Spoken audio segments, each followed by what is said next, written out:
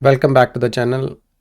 If you have seen the first video of the course and the introduction, this is the first step of the course where we are going to build a minimalistic APIs for our app using ASP.NET Core and C#. You can use any programming language for the backend, Node or Python or whatever you are comfortable with. You don't have to stick with C#.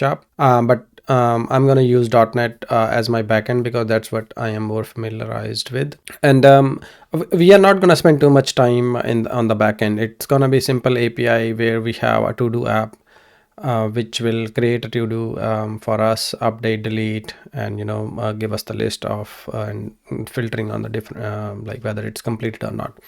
So that's what we are gonna do. If you are not comfortable building it on your own, I would have a GitHub repo. So how I'm planning to do it is, so there is a GitHub repo which I'll be populating as we progress through the course. You can go here. I'll be creating a different branches for each step. For example, we are creating API. So there will be a branch which is called aspnetcore API. You can check out this branch and see what's done and just run the code and it should work. To run the ASP.NET Core and C#, you do need Visual Studio. You can use Visual Studio Code as well or just command line, but I would prefer if you are just a starter, just download the community version. If you don't have access to the professional, but if you do have access to the professional, download the professional version.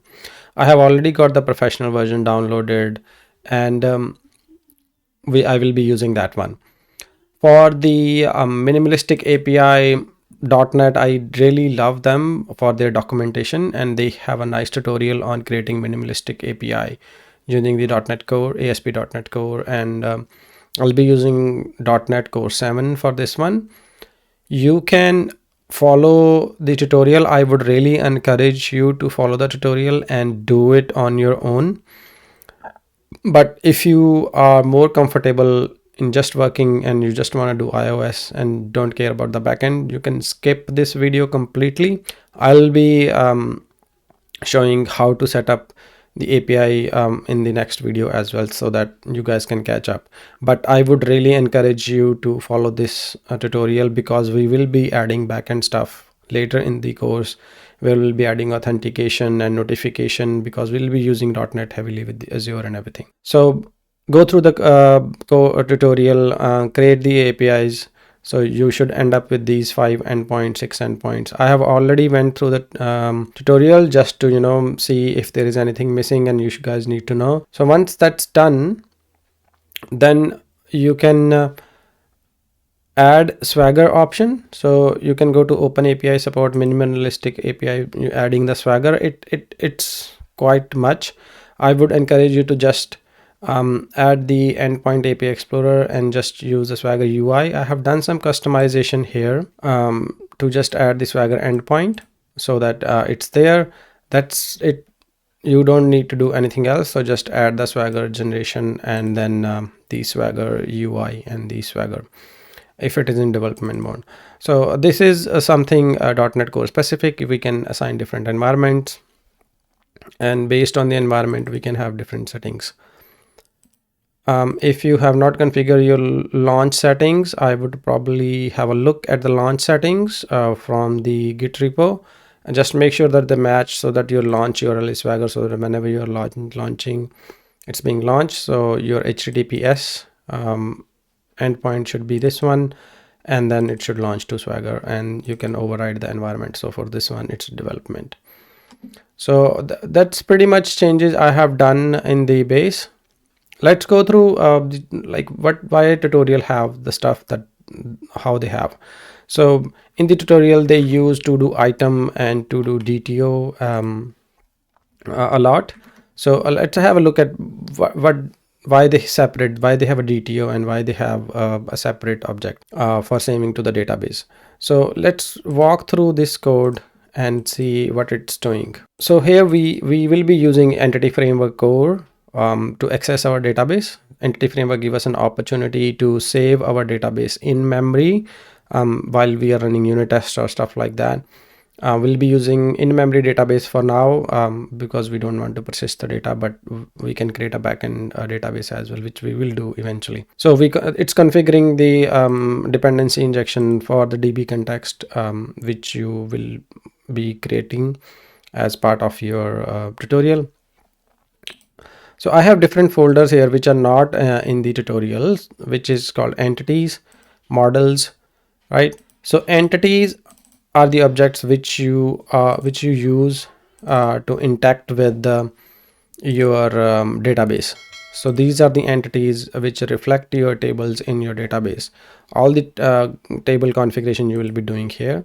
So we have an ID, a title for our to-do, description, and whether it is completed or not.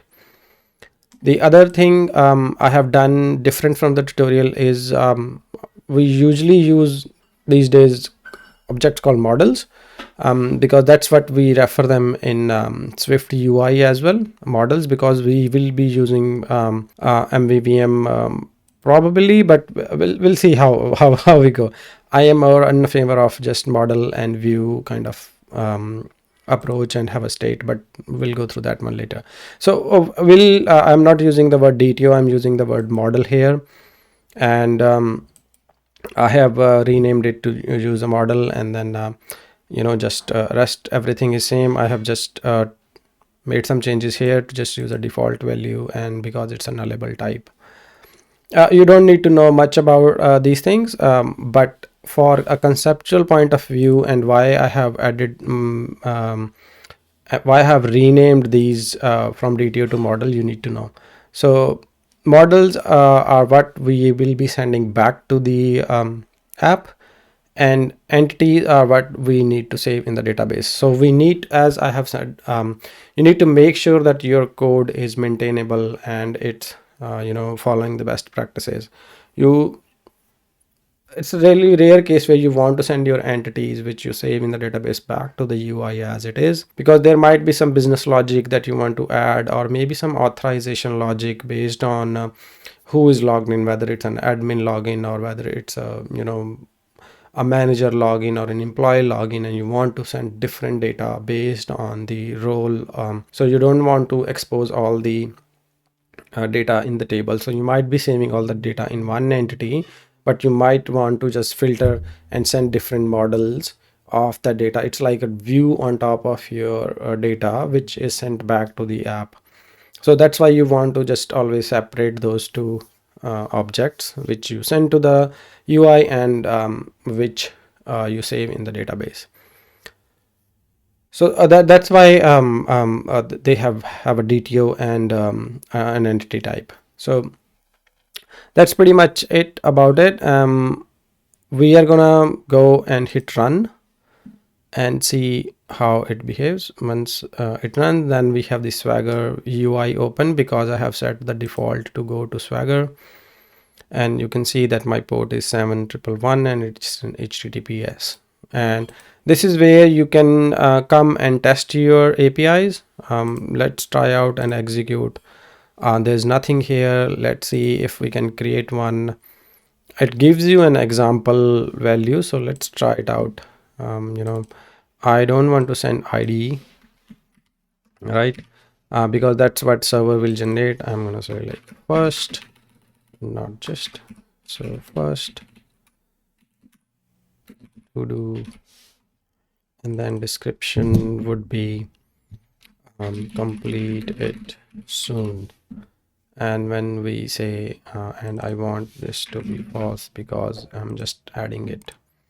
So once that's done, we can see the result here. It says that it has been 201, it's done, and it sends us the response body whether it's completed and what's done. We can go back to the get, and then we can execute, and once we execute get, you can see that it has returned a list of to-dos, and the ID is generated by our API, and the title what we have sent, when completed soon, and is completed. So this is a little tool which you can see all your endpoints, and then you can test them here. So do it, see if the APIs are working, and get yourself comfortable with the code. If you have never done C# before, I would encourage you to try it out, go through the tutorial, and start looking at what you need to do. If you are get stuck somewhere, give me a shout out in the comment, and I'll try and come and help you and reply as soon as possible. In the next video, this is what we are gonna do. There's not much we are gonna do in the .NET backend for now, and after that it will be gonna be all SwiftUI and Swift and the iOS app until we need to add more features to the backend. So see you in the next video. Thanks for watching.